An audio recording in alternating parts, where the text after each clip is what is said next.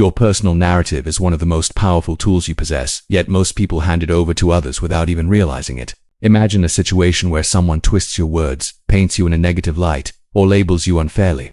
Suddenly, you're no longer the author of your own story. You become a character in someone else's script, and when that happens, you lose control not just of your reputation, but of your power and influence. In every social interaction, your narrative shapes how others perceive you. It determines whether you are respected, feared, or dismissed. But too often, people allow others to define who they are by reacting defensively, over-explaining, or accepting damaging labels. This surrender of narrative control is a silent power drain that leaves you vulnerable and powerless.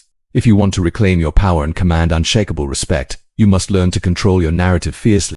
This video will reveal the psychological truths behind narrative control, expose common ways people lose it, and teach you practical strategies to take back your story and your power.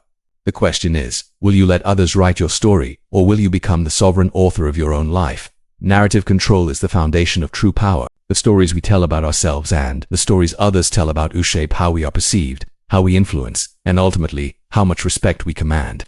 When you control your narrative, you control your identity, your reputation, and your social standing. Without it, you become vulnerable to manipulation, misrepresentation, and loss of influence. Psychologically, humans are wired to make sense of the world through stories. These narratives help us categorize people, assign value, and decide who to trust or follow. When someone else controls your story, they shape the lens through which others see you. This can be subtle, like a rumor or a label, or overt, like public criticism or character assassination. Either way, losing control of your narrative means losing control of your social power. Machiavelli, the master of power dynamics, understood this centuries ago. He emphasized that perception often matters more than reality in the game of influence. A leader who controls the narrative can maintain authority even in the face of setbacks, while one who loses the story risks collapse. Modern psychology supports this. Framing effects show that how information is presented can drastically alter people's judgments and decisions. Contrast those who master their narrative with those who don't. The former anticipate attacks, prepare responses, and steer conversations to reinforce their desired image. They refuse to be boxed in by others' definitions. The latter react emotionally, accept negative labels, or over-explain inadvertently, giving others more control over their story. Narrative control is not about deception. It's about authentic self-definition. It's the power to say, this is who I am, and this is the story I choose to tell. When you own your narrative, you become the architect of your social reality. You set the terms of engagement and command respect on your own terms. In a world where perception often trumps truth, mastering your narrative is the ultimate power move. It protects you from being misrepresented and empowers you to influence how others see and treat you. Without it, you are at the mercy of others' stories, and that is a dangerous place to be. Many people unknowingly surrender control of their narrative through everyday behaviors that seem harmless but actually give others the power to define their story. Recognizing these common pitfalls is the first step toward reclaiming your power. One of the most frequent ways people lose narrative control is by over-explaining themselves. When faced with criticism or misunderstanding, the instinct is to justify every action, provide excessive context, or defend decisions at length. While this may feel like clarifying your truth, it often backfires, making you appear insecure and reactive. Over-explaining hands others the ammunition to dissect your story and find more points of attack. Another common mistake is accepting negative labels or accusations without pushback. When someone calls you selfish, incompetent, or any other damaging term, simply denying or apologizing can reinforce the label. Worse, some people internalize these labels, allowing them to shape their self-image and public persona. This passive acceptance cedes narrative control to others. Reacting defensively or emotionally is another way narratives slip away. Emotional outbursts, anger, or visible frustration signal that you are rattled and vulnerable. This reaction invites others to paint you as unstable or unreliable, further eroding your authority. Oversharing personal information in public or professional settings also weakens your narrative. Revealing doubts, fears, or private struggles can be perceived as vulnerability or weakness, giving others material to manipulate or judge you by. Finally, failing to set boundaries around what you share and how you respond allows others to steer conversations and define your story. Without clear limits, you risk being pulled into narratives that don't serve you. In contrast, those who maintain narrative sovereignty are deliberate about what they reveal, respond calmly, and refuse to accept imposed identities.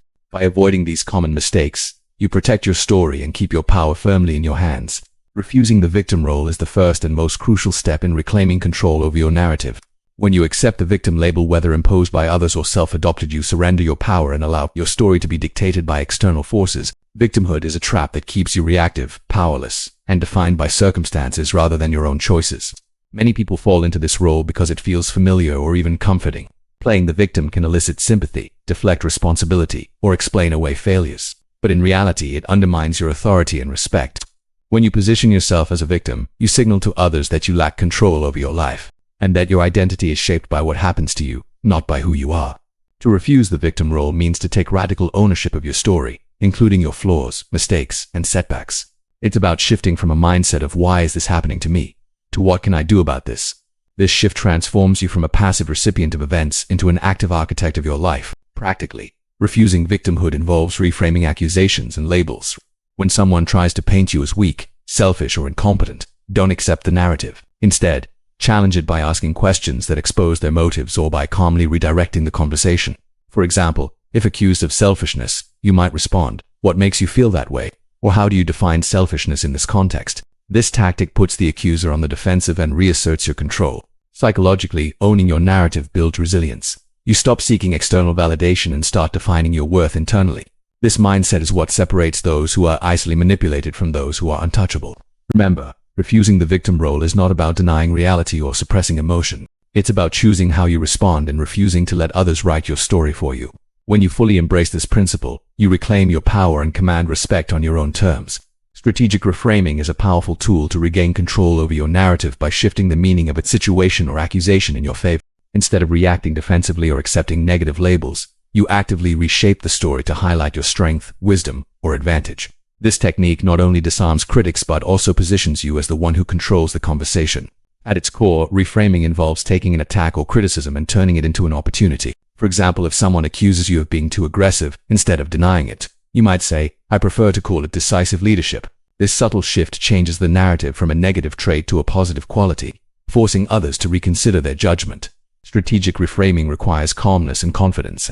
When you respond with composure, you signal that you are unshaken and in control. This steadiness makes it difficult for others to push you off balance or dictate your story. Another effective reframing tactic is to redirect the focus back onto the accuser. If someone criticizes your choices, ask, "What would you have done differently?" Or "How do you handle similar situations?" This not only deflects the attack but also exposes their motives and invites them to justify their position. Reframing also works by highlighting context or intention.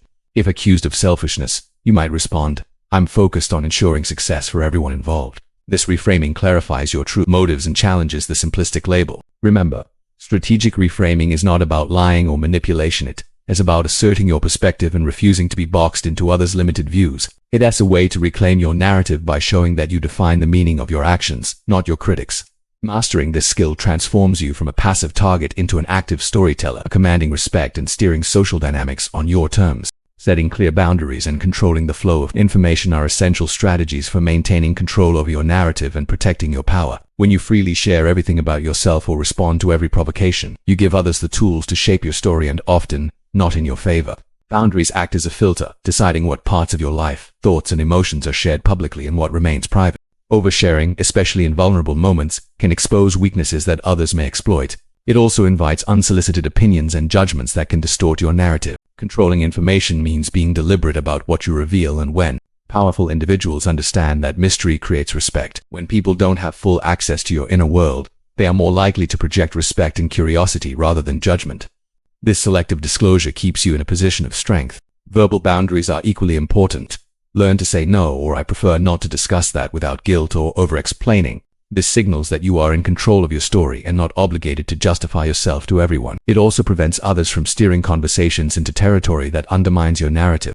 Emotional boundaries protect you from being drawn into reactive or manipulative exchanges. When someone tries to provoke you or hijack your story, maintaining calm and refusing to engage on their terms preserves your authority.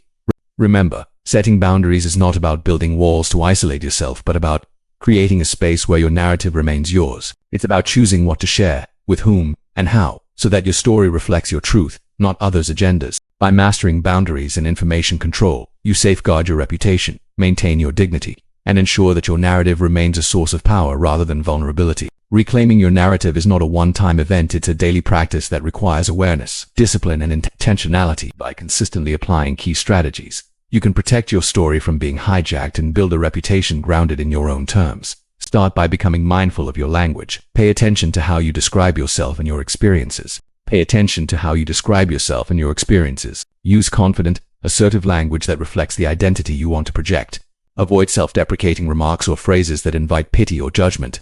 Instead of saying, "I'm just trying my best," say, "I'm committed to growth and success." This subtle shift reinforces your narrative internally and externally. Next, practice strategic responses when confronted with criticism or attempts to control your story. Instead of reacting emotionally or defensively, pause and choose your words carefully. Use reframing techniques to turn attacks into opportunities, or redirect the conversation with thoughtful questions. This shows that you're in control and unwilling to be boxed in. Set clear boundaries around what you share. Before divulging personal information, ask yourself if it strengthens your narrative or gives others unnecessary leverage. Remember, mystery and discretion build respect and curiosity. Work on your nonverbal communication as well. Your posture, eye contact, and tone of voice all contribute to how your narrative is received. Project calm confidence, even in challenging situations. This nonverbal strength supports your verbal message and makes your story more believable. Finally, reflect regularly on your internal mindset. Own your past mistakes and flaws privately so they don't undermine you publicly. Cultivate radical self-acceptance and refuse to seek validation from others. When your self-worth is internal, your narrative becomes unshakable. By integrating these practices into your daily life, you gradually reclaim your narrative and build a powerful, authentic presence that commands respect and influence. Radical ownership of your story is the mindset shift that transforms narrative control from a strategy into a way of life. It means fully accepting every part of your past, your flaws, your successes, and your identity without shame, denial, or excuses. When you own your story completely, you reclaim the power to define yourself rather than letting others do it for you. Many people avoid this level of ownership because it requires confronting uncomfortable truths and taking responsibility for their actions and choices. But this is precisely what creates psychological freedom. When you stop blaming circumstances or other people, you stop giving them control over your narrative. This mindset shift also means embracing vulnerability privately, so it doesn't leak into your public persona. You acknowledge your fears and insecurities internally but refuse to let them dictate how you present yourself to the world.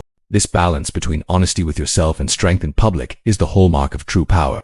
Radical ownership frees you from the need for external validation. You no longer seek approval or fear judgment because your self-worth is rooted in your own acceptance.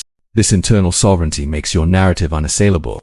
Ultimately, radical ownership is about becoming the author and guardian of your story. It's a commitment to living authentically and on your own terms, no matter what others say or think. This mindset is the foundation for unbreakable respect and lasting influence. Taking back control of your narrative is the ultimate act of reclaiming your power. When you refuse to let others define your story, you become the sovereign of your identity, commanding respect and influence on your own terms.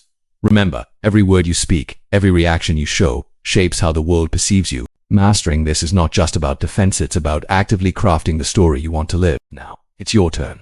For the next week, commit to observing how you respond to criticism, what you share, and how you frame your story.